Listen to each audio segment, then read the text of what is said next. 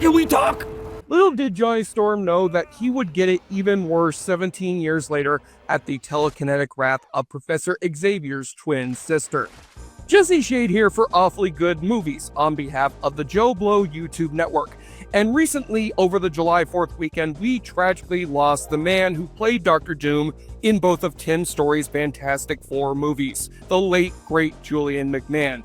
And having finally watched Toby Kebbell's rather underwhelming portrayal of the character in the Fantastic Four movie from 2015, I must hand it to Mr. McMahon for technically being so far the best live-action actor to play Dr. Doom, discounting the unreleased Roger Corman version. Sorry, Joseph Culp. Yet we can only hope that Robert Downey Jr.'s take on Dr. Doom will have far more to do than Mr. McMahon did in the 2007 sequel that got somehow even cornier than its predecessor, with the Fantastic Four allying themselves with the not-so-good Doctor to stop the destruction of Earth that's been heralded by the rise of the Silver Surfer.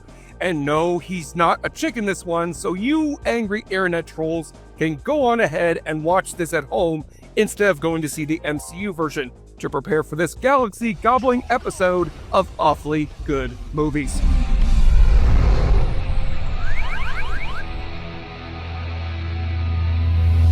Boy, for a group of superheroes as popular as the Fantastic Four are, Hollywood sure can find a good movie to build around them, can they? The first time they tried, the movie never got released. The second time they tried, well, we'll get to that in a sec. But now for the third and maybe final time, Chronicle director Josh Trank has released his take on the Fantastic Four. And the reviews for it are so bad that even its director is saying on Twitter that it is a piece of shit. Yeah. But it's hard for me to believe that there will be anything worse than the dynamic duo of garbage that are the two Fantastic Four movies from director Tim Story.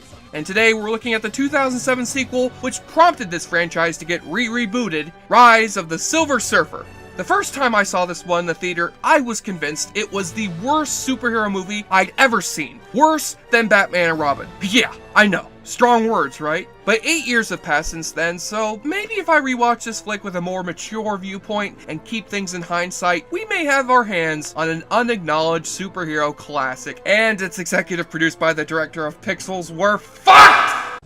Ah, crap. So, seeing as this movie is called Fantastic Four, let us reintroduce ourselves to the Fantastic Four. The stretchy Mr. Fantastic, played by Ioan Gruffudd, the transparent Invisible Woman, played by Jessica Alba, the Rocky Thing, played by Michael Chiklis, and the Flaming Human Torch, played by Chris Evans. Ever since the first movie, these four have become far more used to their radiation-induced superpowers, so much so that Mr. Fantastic and the Invisible Woman are planning to finally get married, with no world-destroying chaos to get in the way this time. But a mysterious alien happens to arrive on Earth around this time, causing citywide blackouts and frozen over oceans. The army reaches out to Mr. Fantastic so he can apply his vast scientific knowledge in capturing this destructive alien, but he refuses. I'm afraid I can't. You see, I'm getting married this Saturday. I just don't have the time. Now that is a sign of a great superhero. Ignoring a threat to life as we know it because your whiny-ass fiancé wants to get married. Oh, and because you also have a bachelor party to attend, a scene which will go down in history as one of the most painful moments in the history of superhero movies. I can't believe I'm saying this, but I'd rather be watching Spider-Man 3 right now. And what a shocker, their wedding gets crashed by the alien's arrival in New York City. This alien is none other than the Silver Surfer, who has gone throughout the galaxy destroying planet after planet, and Earth is next on his list. Johnny Storm tries to take him down, but easily gets defeated, and his exposure to the Surfer has now made his molecular structure unstable, meaning if any of the Fantastic Four touch him, they'll switch powers, leading to a series of downright goofy antics that confirms to us the makers of the first movie haven't learned dick and are fine with turning the sequel into a super-powered sitcom. You're on fire! You're on fire! You stink! But still, the movie tries to delve into more serious territory when the villainous Dr. Doom, played by Julian McMahon, escapes from captivity and is hired by the army to help the Fantastic Four defeat the Surfer. But as inconsistent as the tone is in this movie, there is one thing tying the whole flick together: the Fantastic Four being terrible at their job. They bicker and bitch and moan all the goddamn time when they should be out kicking ass and saving the world. What the hell is wrong with you people? Thank you, Andre Brower. Thank you. And it doesn't help that Ioan Gruffudd and Jessica Alba just cannot cut it in the acting department. And seriously, Jessica Alba looks fuck damn weird with that blonde wig and those blue contacts. You are a dark complexioned Mexican, not a light white American. Whoa, they look freaky as shit. The only two holding this shit up are Michael Chiklis and Chris Evans, who deliver pretty solid performances. Sure, one character's a douchebag and the other looks like foam rubber dog vomit, but compared to Captain Bland and Wendy Weiner, they come off looking great. And you could tell these two would land roles in far better superhero properties in their future. And Doug Jones does what he can with the Silver Surfer. He looks amazing in the part. But considering his backstory lasts all of 2 minutes, and he's dubbed over by Lawrence Fishburne for no good reason, all that you know is at an end. He doesn't do enough to save this movie. And did I mention they turned Galactus into a fart in this movie? Oh, I didn't? Okay then, they turned Galactus into a fart in this movie. And on top of this shit sundae is the fact it's rated PG.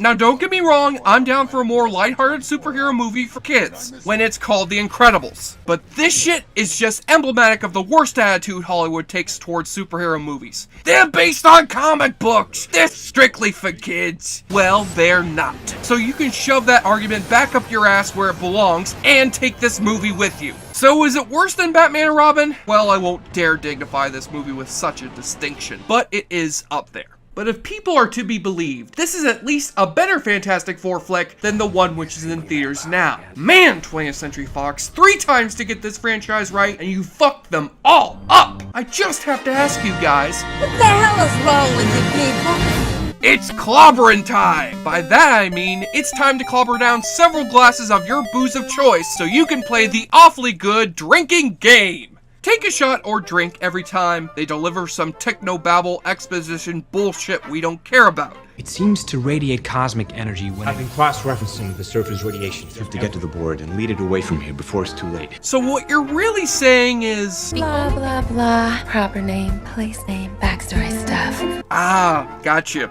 Duly noted. They mentioned the Silver Surfer's board. His board, like a surfboard type thing. On the board.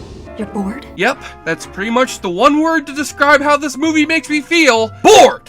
Johnny Storms touches someone and switches their powers around, and a bunch of hijinks Wait a minute, is Chris Evans wearing thing hands? Holy shit! Really, movie? Really? And take a double shot when Stan Lee, of course, makes a cameo appearance. Name? Stan Lee. Yeah, nice try, buddy. No, Nice try. really, I'm Stan Lee. The same Stan Lee who was behind Stripperella in that canceled Arnold Schwarzenegger cartoon? Oh, hey look, it's Batman! Where? And on the duty watch, with this flick being rated PG and Jessica Alba playing a character named the Invisible Woman, I think you could tell any semblance of boobs in this flick is covered up by a strategically placed leg. Why does this always happen to me? Well, Jessica, because of all the cast members we would have wanted to see naked in this movie, nobody wanted Michael Chiklis to show us his dick. Liss. On the enjoyableness continuum scale from Boulder Bruce, Fantastic Four, Rise of the Silver Surfer, wipes out in the sea of superhero movies and hangs 3 out of 10. If only there was an image that could illustrate how this movie made me feel. Yeah, that seems about right. I'm Jesse Shea for JoBlo.com, and as much as this new Fantastic Four is getting slammed by critics, don't you worry. Surely it'll have had a big opening at the box office and saved this franchise from going extinct. Ah, crap. JoBlo, he sure likes to drink a lot. JoBlo watches movies like the heroine. JoBlo, he's not... Thank you for clicking on our video, everybody. If you like what you saw here, please make sure you like the video and subscribe and share with your friends who like this sort of content. JoBlo was created by movie fans for movie fans, and we appreciate your support.